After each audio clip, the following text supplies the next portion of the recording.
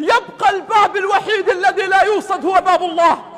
أيا حبيب، لا يقلق في الحياة من كان له أب، لا يقلق في الحياة من كان له أب، فكيف يقلق من كان له رب؟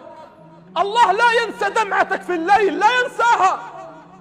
الله لا ينسى شقاك في الحياة وأنت تبحث عن قوت عيالك، الله لا ينسى.